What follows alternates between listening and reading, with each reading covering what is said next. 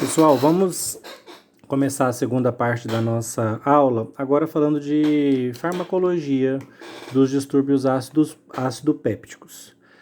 Quando a gente vai falar de farmacologia, é claro que você tem que estar com o problema em mente. Eu tenho uma ferida, um processo inflamatório que pode ser superficial ainda, uma gastrite, uma duodenite, uma esofagite, ou posso ter uma ferida escavada na parede do trato gastrointestinal, uma ulceração, uma ferida mais profunda, tanto no esôfago, quanto no estômago, quanto no duodeno. Quem está causando? Excesso de ácido gástrico e pepsina. Tanto a pepsina quanto o ácido gástrico estão destruindo a parede do estômago, ou do duodeno, ou do esôfago. A pepsina está quebrando proteínas, produzindo proteólise nas células da parede, e o ácido clorídrico está promovendo uma queimadura ácida, né? Destruindo, desintegrando as células por conta da próprio poder corrosivo, né, de um ácido. Essa ferida, para piorar, ainda pode estar infectada. Lá no final vamos falar da possibilidade dela estar infectada, porque se ela estiver infectada com uma bactéria, como Helicobacter pylori, eu vou precisar adicionar um antibiótico antibacteriano ao meu tratamento. Primeiro eu vou falar de uma possibilidade em que essa ferida ou inflamação existe na parede do estômago, do duodeno ou do esôfago. E como tratar essa ferida, gente? Ora, se o problema é especialmente o ácido, né? Se o ataque ácido é o principal agente lesivo, mais lesivo inclusive que a própria pepsina, eu preciso parar de produzir ácido, né? Nada mais efetivo que se o meu problema é produção excessiva de ácido, eu preciso parar de produzir ácido. Concorda comigo que enquanto a produção de ácido persistir, essa lesão não cicatriza? Afinal de contas, o ácido está atingindo ela e recidivando essa lesão dia a dia. Então vamos parar de produzir esse ácido, né?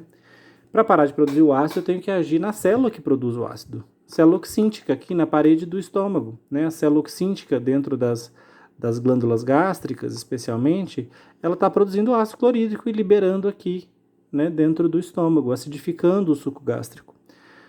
Lembra, gente, que a produção de ácido começa com o estímulo da histamina? A histamina liberada pela célula ECL sob estímulo de gastrina. Então, a célula ECL libera histamina e a histamina estimula a célula oxíntica a produzir ácido clorídrico. Como é que a histamina faz isso? Ligando no receptor H2. Então, como é que eu faço para parar esse estímulo histamínico? Eu preciso bloquear a histamina. Só que agora, assim como eu fazia lá na alergia, né? Eu impedia a histamina de ligar no receptor H1, no vaso e no nervo, para parar a coceira e a vasodilatação. Aqui eu vou impedir a histamina de se ligar agora no receptor H2 do estômago, especificamente do receptor H2 presente na membrana da célula oxíntica, porque quando a histamina liga no receptor H2 na membrana da célula oxíntica, ela provoca a produção do ácido clorídrico. E numa pessoa que tem uma doença ácido péptica, né, uma gastrite, uma ulceração, eu preciso parar a produção desse ácido, ou minimizá-la. Como é que eu faço isso então, gente? Eu preciso de um antagonista de histamina, né? Uma substância que impeça a histamina de ativar esse receptor H2. E aí, vamos aqui. Quem são esses antagonistas histamínicos nos receptores H2? Essa classe de fármacos aqui, ó, cimetidina, ranitidina, famotidina e nizatidina. A grande diferença de potência entre elas, tá? Famotidina é a mais potente delas. Cimetidina é a menos potente. Ranitidina e nizatidina são intermediárias. Então há diferença significativa de potência. O que todos esses fármacos fazem? Se ligam no receptor H2 e inibem ele, não deixam ele ativar. Não deixam a histamina se ligar nele. Então por isso eles são antagonistas da histamina, antagonistas histamínicos no receptor H2. Então, quando essas substâncias, por exemplo, a ranitidina, o mais popular deles, se liga no receptor H2, ele não ativa a GS, não aumenta a AMP cíclico e a célula não libera potássio e cloreto. Ou seja, a produção de ácido gástrico não é iniciada. Com isso, gente, esses fármacos são capazes de inibir moderadamente a produção de ácido gástrico ao bloquear a ligação da histamina ao receptor H2 na célula oxíntica ou parietal. É o que eu acabei de explicar. Destaque, hein? Estou inibindo produção, né? Estou inibindo produção de ácido gástrico, mediada por estímulo da histamina. Repararam que eu escrevi aqui uso noturno? Uso noturno por quê? Uso noturno, gente, porque a histamina é o principal responsável pela produção de ácido gástrico durante a noite, quando a gente não está alimentado, né, durante o sono. Então, quando a gente usa um inibidor da histamina à noite, ele consegue bloquear a produção de ácido gástrico durante todo o período noturno. Esses fármacos são menos efetivos, não é que eles não sejam efetivos, eles são menos efetivos para bloquear a produção de ácido durante o dia, quando a gente se alimenta. Tá? Quando você está alimentado, a presença do alimento é um forte estímulo para a produção de ácido gástrico. E aí, com o alimento no estômago, essas duas substâncias aqui, ó, acetilcolina e gastrina, são capazes de estimular a célula oxíntica a produzir o ácido.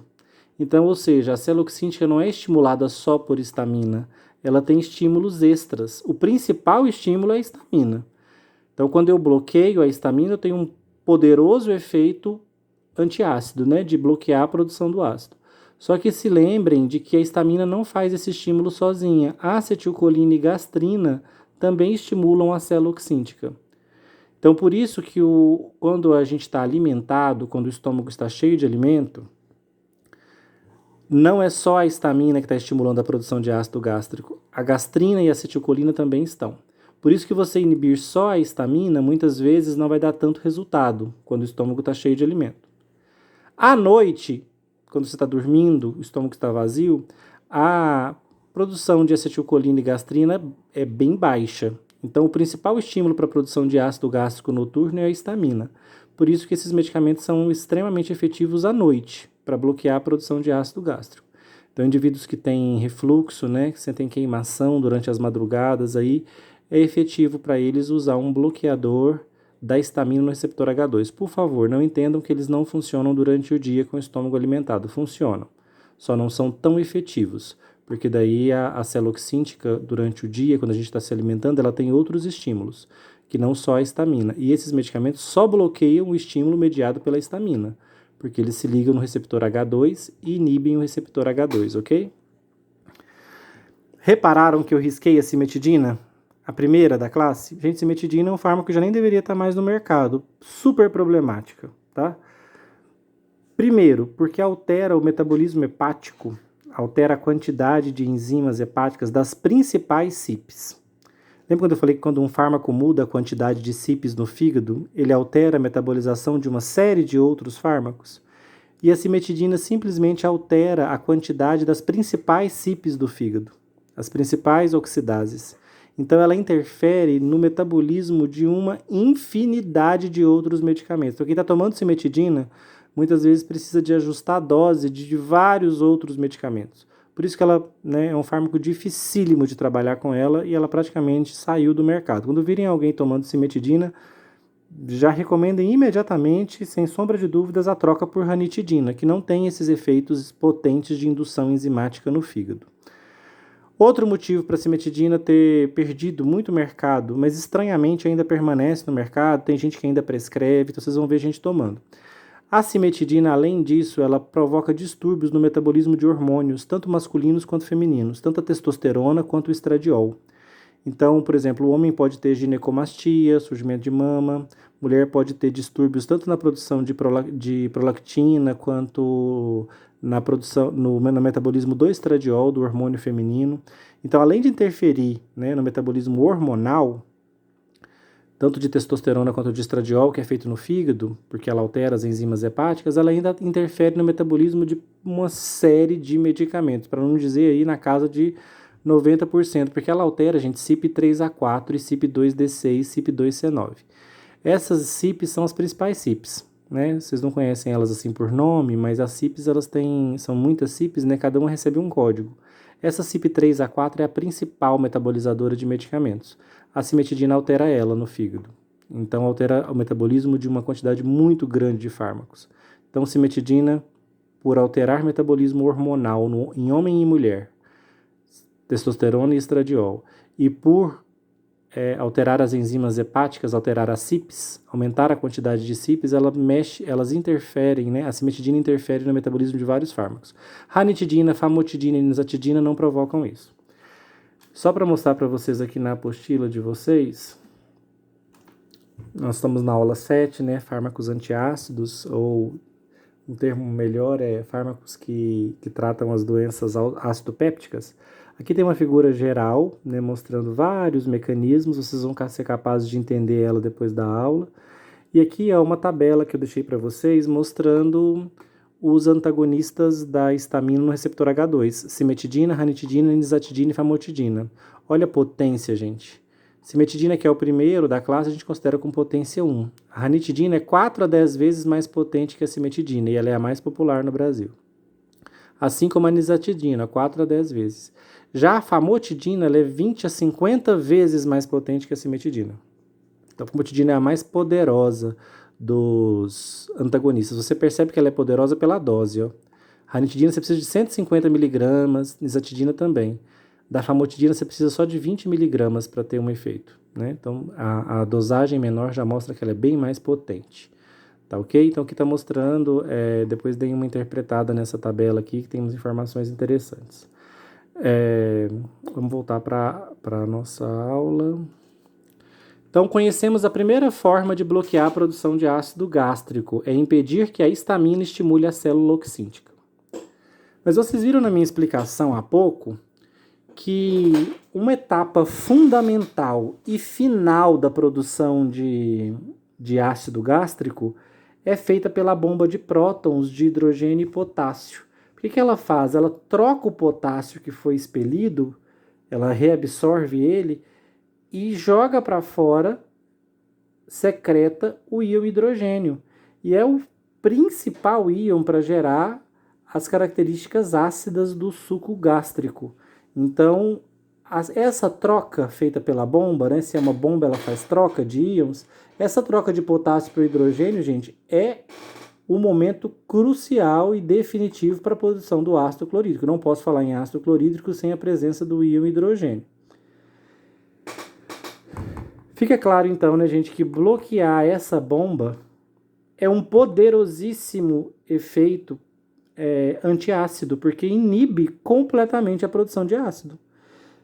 Se a célula oxíntica tiver sido estimulada por histamina, por gastrina ou por acetilcolina, não importa quem foi o estímulo. Uma vez bloqueada a bomba, eu não libero íon hidrogênio. Se eu não libero íon hidrogênio, eu não tenho ácido clorídrico. Tá certo? Então, a liberação do íon H+, ela é fundamental. E ao bloquear a ação dessa bomba, inibi-la, eu consigo impedir essa secreção de íons H+, no suco gástrico, essa liberação aqui, ó, de suco gástrico. Seja ela estimulada por histamina, por gastrina ou por acetilcolina. Estando o indivíduo com o estômago vazio, jejum, à noite ou alimentado, não importa a hora. Para produzir ácido, eu tenho que trocar esses íons. Se eu paro a bomba que troca esses íons, eu paro a produção de ácido gástrico. Por isso nós chegamos então na classe mais poderosa, mais efetiva para tratar os distúrbios ácido-pépticos, né, as doenças ácido-pépticas, que são os inibidores, olha o termo, irreversíveis da bomba de prótons. Esses medicamentos, quem são esses medicamentos? Vamos conhecê-los primeiro. São os prazóis, muito populares. Omeprazol, pantoprazol, lansoprazol, esomeprazol e rabeprazol. O que eles fazem, gente? Eles se ligam na bomba de prótons. Só que a ligação que eles fazem com a bomba de prótons é covalente, ela não se desfaz mais. Uma vez ligados, gente, essa bomba para de funcionar definitivamente. O que a célula oxíntica vai precisar fazer para produzir ácido de novo? Ela vai ter que endocitar essa bomba, degradá-la e trazer uma bomba nova para a membrana. Ela vai ter que sintetizar uma nova bomba. Porque a bomba de prótons na qual omeprazol, pantoprazol, lansoprazol, esomeprazol e rabeprazol se ligaram, essa bomba não funciona mais. A ligação é covalente, é definitiva. Então eles inibem Aqui já não moderadamente, ó, agora eles inibem intensamente a produção de ácido gástrico. Eu posso, inclusive, gente, gerar acloridia no estômago. O que é isso? A ausência da produção de ácido. Então eu posso ter um efeito muito poderoso, né, na inibição da produção do ácido gástrico. Porque eu bloqueio a bomba de prótons, impedindo a liberação de íons H+. Com a bomba de prótons bloqueada, ela não recapta potássio e também não joga hidrogênio para fora. Ok, esses são, gente, de longe, os fármacos de primeira escolha para bloqueio da produção do ácido gástrico. Pergunta, professor, eles superam a ranitidina, a famotidina e a nizatidina por quê? Ambos inibem a produção. Quais são as vantagens? Esse aqui, gente, ele é mais poderoso porque o bloqueio da bomba de prótons é um mecanismo mais amplo, porque independe se a estimulação foi por histamina, gastrina ou acetilcolina. Essa célula não vai produzir ácido. Então, independe se o indivíduo está em jejum ou se ele está alimentado. Já a histamina, os inibidores da histamina, no receptor H2, eles são mais efetivos quando o indivíduo está em jejum, quando ele não está alimentado, né? Durante a noite, por exemplo. Esses aqui não agem por 24 horas. Então eu posso tomar uma vez só durante o dia, isso também é uma outra praticidade. A inibição da produção de ácido é muito acentuada, ela pode durar 24 horas. Então tudo isso faz com que esses fármacos sejam hoje a primeira escolha para tratar distúrbios ácido-pépticos. Preciso conhecê-los bem.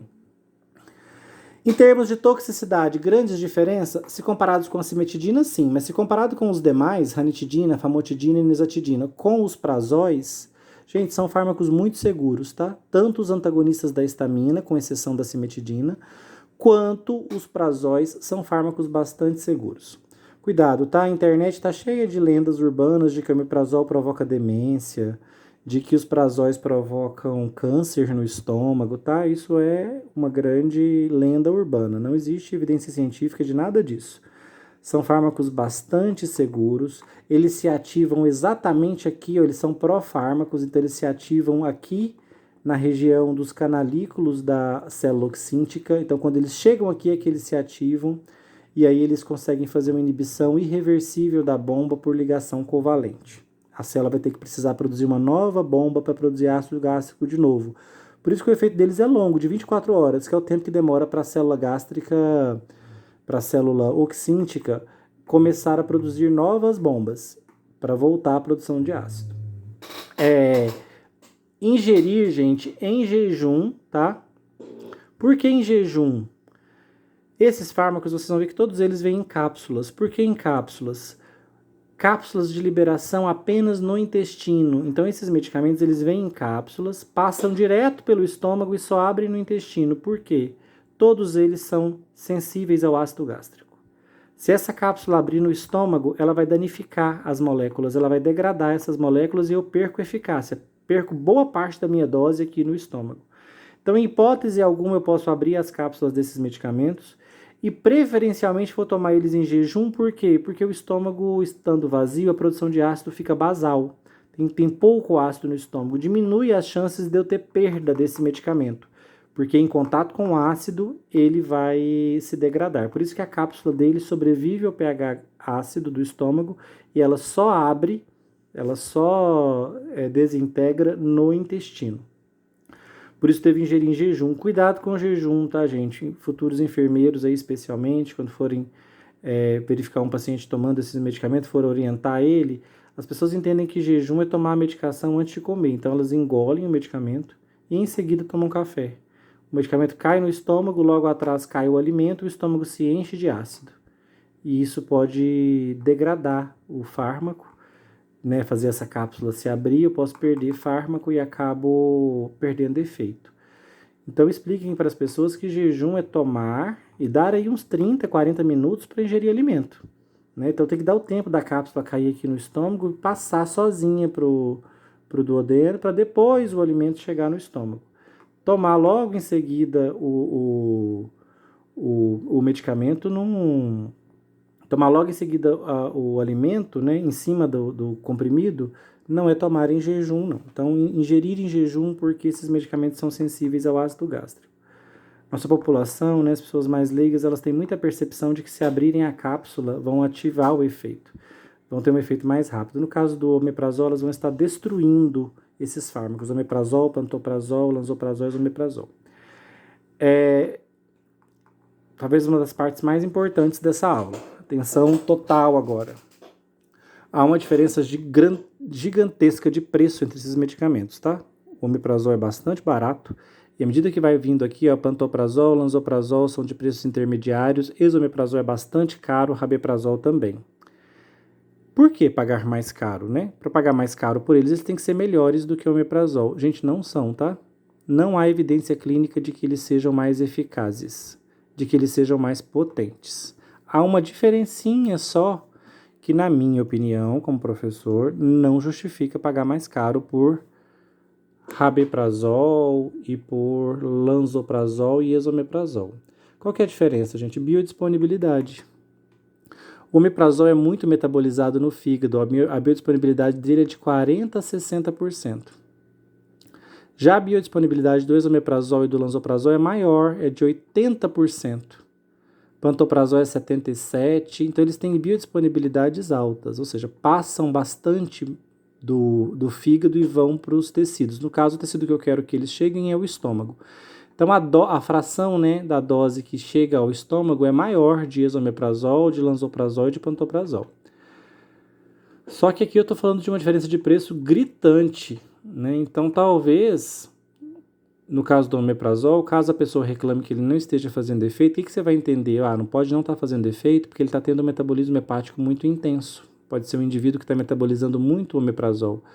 A biodisponibilidade dele já é baixa numa pessoa normal. Em quem metaboliza bastante, ela pode cair muito. Então, o que esse indivíduo precisa fazer muitas vezes no caso de usar o omeprazol? Aumentar a dose, né? Então, lembrar que ao usar esses outros medicamentos, é preciso fazer uma análise de custo-benefício. Lembrando que se você optar por um desses outros, você está optando por uma maior biodisponibilidade, mas que não está vinculada a uma maior eficácia, tá?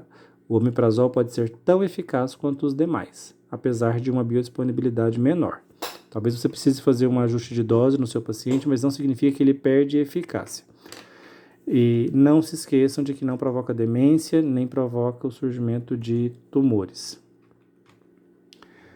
Vamos para a nossa próxima classe. Neutralizadores, gente. O nome já diz, né? O que eles estão fazendo? Neutralizando o ácido gástrico. E aqui é um erro em que os leigos caem cotidianamente. Esses fármacos são muito populares, ó. Hidróxido de alumínio ou de magnésio, tá? Então existem os dois no mercado, alumínio e magnésio. Existe inclusive uma marca muito famosa que associa os dois, hidróxido de alumínio e hidróxido de magnésio. São bases, né? A marca, se não me engano, se chama Milanta Plus, talvez vocês conheçam. E também o bicarbonato de sódio. O bicarbonato de sódio é um sal, também com propriedades básicas, porque ele também neutraliza o ácido. Então eu tenho um bicarbonato de sódio, que é um sal, ou posso ter formulações com hidróxido de alumínio e de magnésio. Hidróxido de alumínio e magnésio é o mais conhecido, na minha opinião, é o Milanta Plus. Já o bicarbonato de sódio, ele está presente em formulações antiácidas muito famosas e efervescentes, todas elas. Quais são? Os famosíssimos sal de fruta, da marca Eno, né? Sal de fruta Eno. Os Estomazil, né? Todos os Estomazis aí, Estomazil de vários sabores. E o Sonrisal. Tá? Lembrando que o Sonrisal, além de bicarbonato, tem ácido acetil salicílico, tem anti-inflamatório nele. O Sonrisal tem uma formulação diferente, mas todos levam bicarbonato de sódio. O bicarbonato é um sal básico e os hidróxidos são bases, né? O que eles fazem, gente? São bases e sais que neutralizam. Olha o que eu sublinhei aqui, a palavra neutralizam a acidez gástrica. Ou seja, eu estou impedindo produção. É isso que as pessoas não entendem. Esses medicamentos aqui, eles não param a produção de ácido. Eles neutralizam o ácido que já foi produzido. Isso tem muita implicação farmacológica. Porque o que significa neutralizar o ácido que já foi produzido? Eu não estou inibindo a produção. Então, depois que eu neutralizo, eu posso continuar produzindo? Posso. Inclusive, a gente neutralizar o pH do estômago pode gerar um efeito rebote. O que é um efeito rebote? O pH do estômago normal é ácido. Quando eu neutralizo essa acidez com um hidróxido de alumínio e magnésio ou com bicarbonato de sódio, ao neutralizar essa acidez, o corpo dá um rebote. Qual que é o rebote? Uma produção excessiva de ácido para reacidificar o estômago. Então, muitas vezes as pessoas fazem uso dos neutralizadores, elas sentem um alívio imediato. Por quê? Porque cai no estômago e neutraliza o ácido. Então, aquela sensação de azia, de pirose, queimação, tudo é sinônimo, tá? Azia, pirose, queimação, a sensação de dor em queimação. Aquela sensação de queimação desaparece, porque o ácido foi neutralizado. Só que instantes depois, talvez 1 hora, 2 depois, ela já sente aquela queimação voltando, às vezes até mais intensa. Por quê? Efeito rebote. Neutralizou a produção do ácido, mas não bloqueou a produção. Então, a produção fica aumentada para reacidificar o estômago. Então, posso até gerar uma queimação até mais intensa. Por exemplo, muitas vezes quem usa esses medicamentos aqui e desconhece os inibidores da produção de ácido gástrico, acaba fazendo uso deles várias vezes por dia. Toma, neutraliza, sente um alívio, passa um pouquinho a queimação, volta, toma de novo, neutraliza, alivia, mais um pouquinho a queimação volta, toma outra vez. As pessoas às vezes fazem uso de várias unidades desses medicamentos aqui ao longo do dia. Tá difícil você entrar numa casa brasileira que não tenha um neutralizador de ácido gástrico lá na farmacinha da pessoa, ou um hidróxido de alumínio e magnésio, ou uma dessas marcas de bicarbonato de sódio que eu disse para vocês que são as mais famosas, né? O Saldieno, o Estomazil ou o Sonrisal. Cada família tem o seu preferido, né? Então você vai chegar numa família que vai ter... Tem gente que só usa o sal de fruta, outros preferem o Sonrisal, outros preferem o Milanta, isso é muito regional, inclusive, também. Aqui eu coloquei para vocês, gente, as reações de neutralização, tá? Ácido clorídrico reagindo com hidróxido de alumínio, ou com hidróxido de magnésio, ou com bicarbonato de sódio. O último aqui é o bicarbonato. Lembrando que, ó, quando reage com hidróxido de alumínio, eu tenho produção de água e de um sal. O tricloreto de alumínio e o dicloreto, né, de magnésio. Então aqui são 2 sais.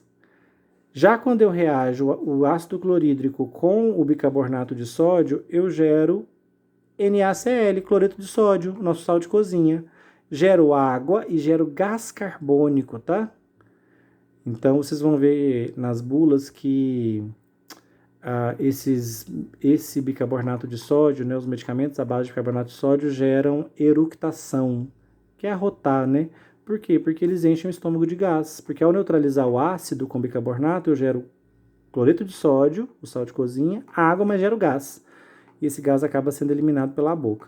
Isso, o termo técnico é eructação, né? Então, quando vocês ouvirem esse termo, não estranhe. Está falando que a pessoa está arrotando, né? Liberando esse gás carbônico gerado pela neutralização do ácido clorídrico. Tá? Não esqueçam disso. Ok?